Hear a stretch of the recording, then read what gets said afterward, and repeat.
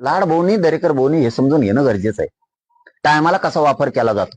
जातीला सांभाळा सगळेजण, सगळ्या पक्षातले मराठीचे नेते जातीला सांभाळा. खलास. संभाजी निलंगेकर खलास.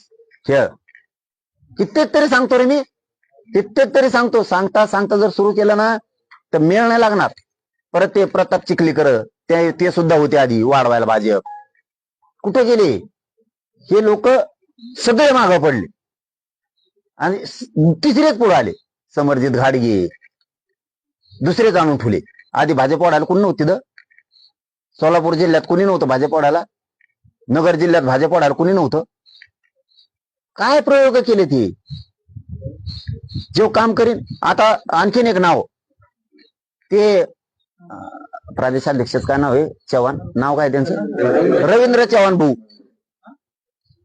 काय गाजावाजा केला. प्रदेशाध्यक्षाला अधिकार सुद्धा नाही भाऊ. एखादे बार दिसते ती बुडीक बाल विकणारे असल्यावर. एखादे बार दिसते.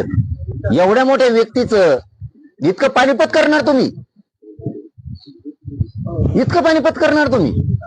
कधी मध्ये प्रदेशाध्यक्षाला केवढे अधिकार पाहिजेत? नाही दिसत.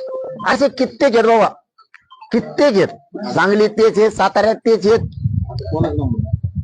आता लाड भाऊन ते दिसते विखे पाटील साहेब. म्हणजे भाजपमध्ये केवळ नामधारी लोक आहेत असं म्हणतात. नामधारी काय आहे मग? ते अधिकारच द्यायनात कोणाला.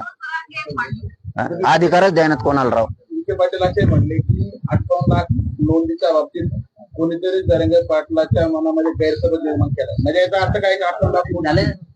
अरे गैरसमज माझ्यात असता तर सरकारनं सांगितलं बाबा.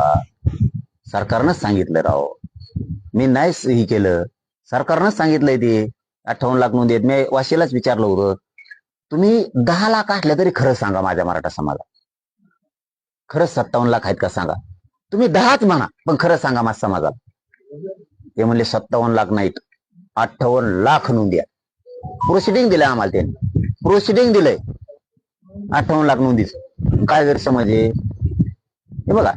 तुम्ही असं छक्के पंजे करून राजकारण नका करू. यायला ते राजकारणाला लाथ मारले तरी चालन, असं नको. तुम्ही जनतेच्या विश्वासानं राजकारणाने सत्तेत कमाव.